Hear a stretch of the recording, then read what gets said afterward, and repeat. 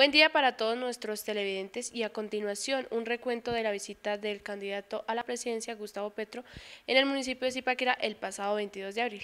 Fue Zipaquirá quien generó las primeras ideas políticas en mi mente, allá en el colegio que entonces se llamaba Nacional La Salle, el mismo colegio de Gabriel García Márquez.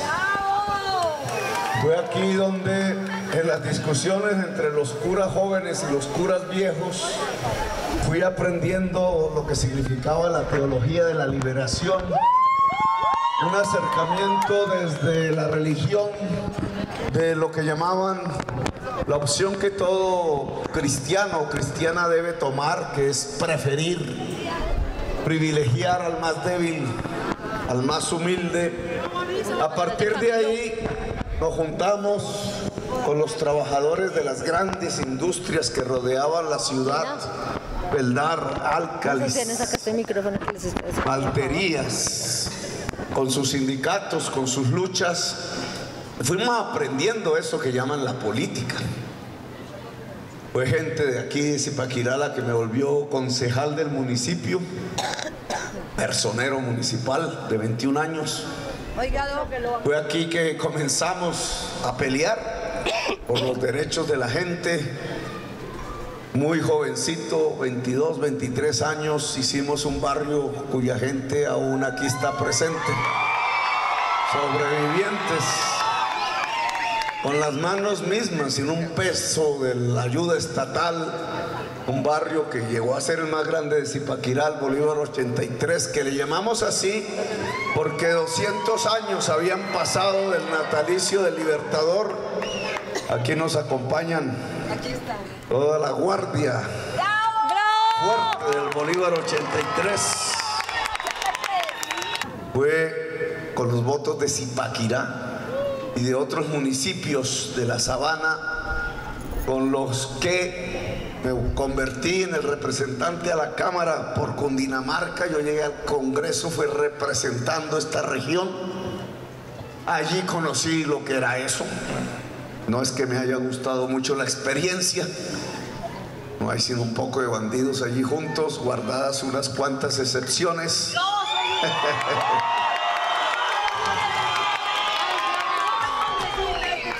Y allí hicimos los debates y poco a poco, después siendo alcalde, concebimos esta idea de por qué no gobernar a Colombia. Y de Zipaquirá han salido un poco de presidentes, ¿o no? De Zipaquirá han salido presidentes de la República. De Zipaquirá ha salido una historia que es importante nunca olvidar. Como que a esta plaza, que era más bonita que ahora,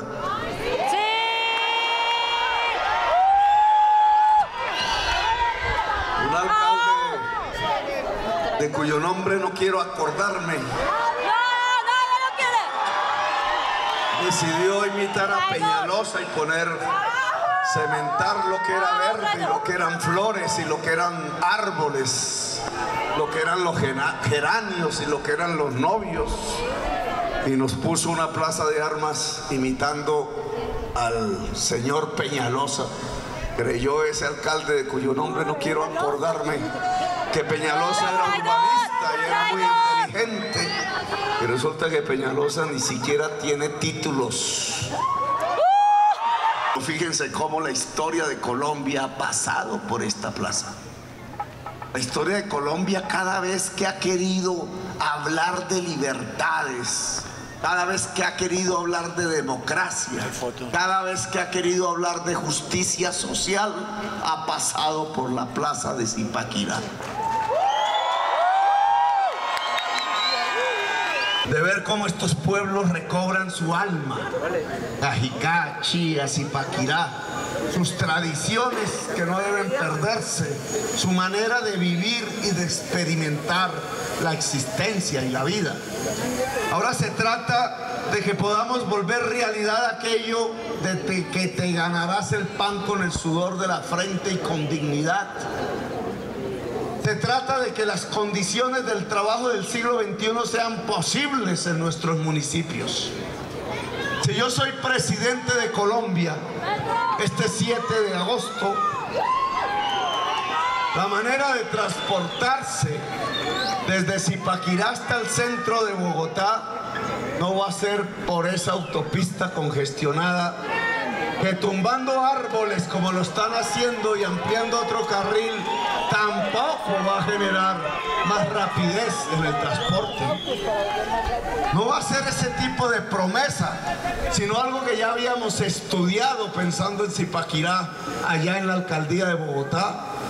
No solo lo habíamos pensado, sino que se había diseñado con ingenieros en el tercer nivel de ingeniería y que se había financiado todas las condiciones para obtenerlo. El tren, el tranvía. ¿Cómo es posible que no tengamos universidad pública real en la ciudad de Zipaquirá? ¿Y cómo es posible que donde hay educación pública se cobre la matrícula? El joven, la joven que no tiene recursos nunca entrará a una universidad. Y si no entra a una universidad, será excluida, será rechazada, será arrinconada en las condiciones de una de las sociedades más desiguales del mundo, la sociedad colombiana. La promesa que ha hecho la Colombia Humana, y no es una promesa intangible, irrealizable, como dicen los críticos, es lograr que toda la juventud colombiana pueda ingresar a la educación superior. No podemos equilibrarnos como seres humanos, pero una sociedad de la economía del siglo XXI no puede hacer eso, porque si el cerebro es la base de la riqueza a partir de su esfuerzo, de su trabajo, entonces las sociedades más ricas son las que incluyen la totalidad de los cerebros de su sociedad. No puede una sociedad en el siglo XXI ser rica, si está discriminando entre el hombre y la mujer, si está discriminando entre el rico y el pobre, si está arrojando al campesinado a las esquinas de los basureros de las ciudades, si está excluyendo al pobre, si está excluyendo a la juventud. Lo que hemos visto en Zipaquirá y en Colombia es la historia de una exclusión, de una expropiación, la del saber. Por tanto, lo que tiene que hacer la Colombia Humana es construir una democracia que pueda incluir el cerebro humano. Y lo que tiene que hacer la Colombia Humana es construir un sistema de educación que sea capaz de alimentar los cerebros de la totalidad de la Colombia. ¿Eso significa qué? Eso significa un sistema de educación superior. Un sistema de educación superior gratuito, porque si no es gratuito, no es un derecho. Y lo que Colombia necesita es que la educación superior salga. Claro que Zipaquirá tiene un eje industrializador. Lo sabían nuestros abuelos, lo sabían nuestros indígenas a su modo. Es la sal. Esa sal de la tierra. Esa sal de la tierra debe ser, como lo habían pensado hace décadas, el escenario del comienzo de una poderosa industria química que con energías limpias, sin mayores contaminaciones, pueda generar de nuevo el trabajo productivo en la sociedad colombiana. Preguntaba la niña de las madres cabeza de familia.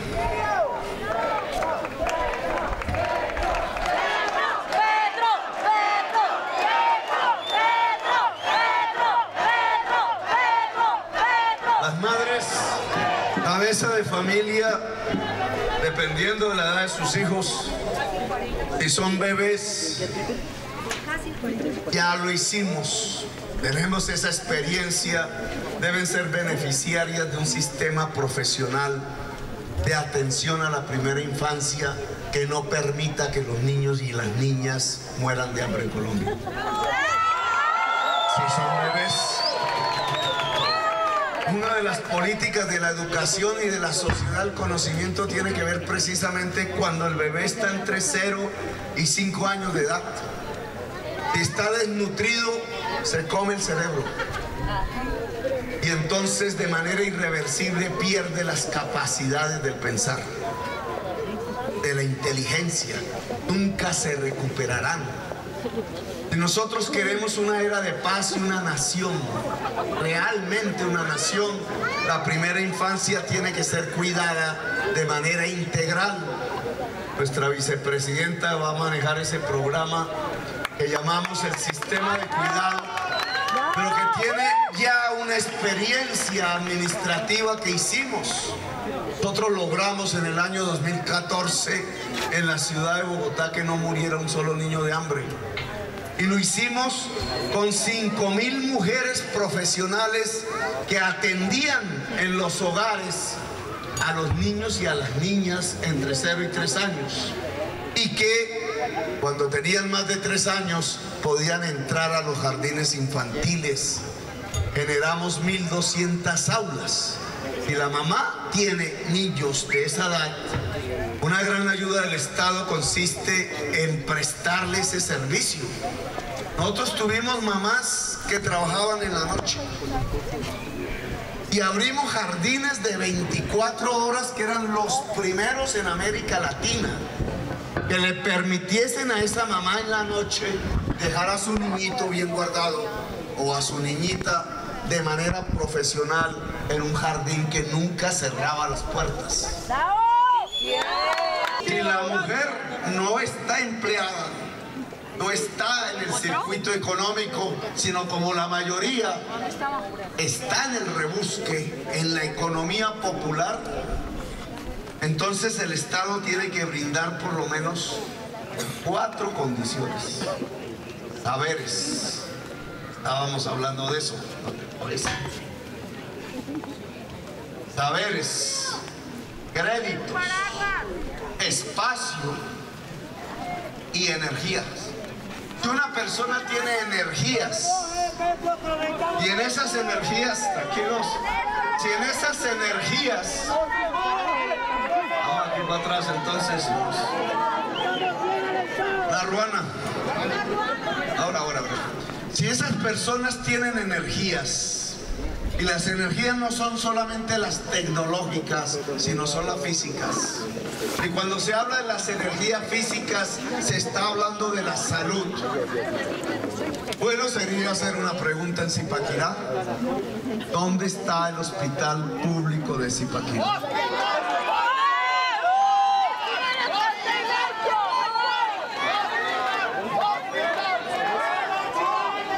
Recuerdo que cuando uno se enfermaba o algo le pasaba, una vez me partí un diente, lo llevaban aquí para allá, a un hospital que se llamaba el San Juan.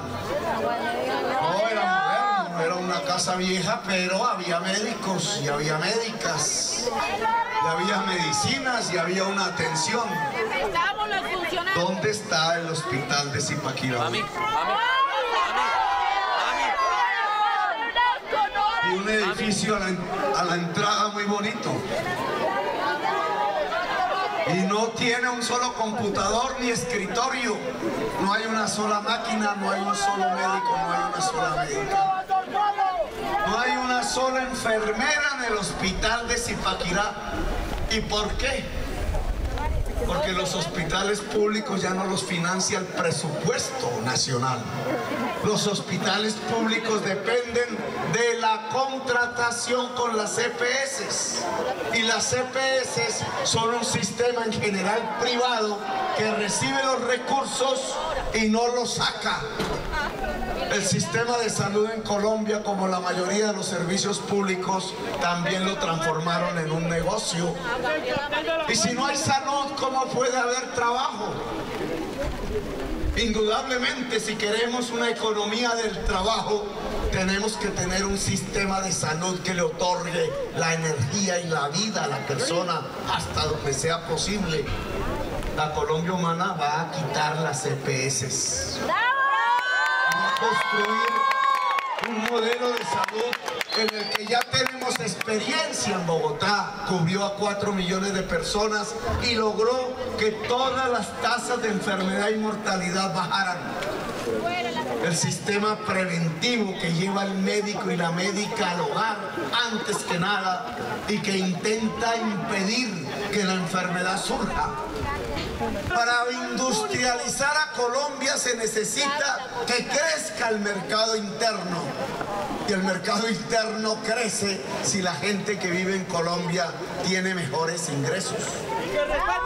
Zipaquirá tiene un destino en la industrialización. Y es la sal la base y es el cerebro humano la condición.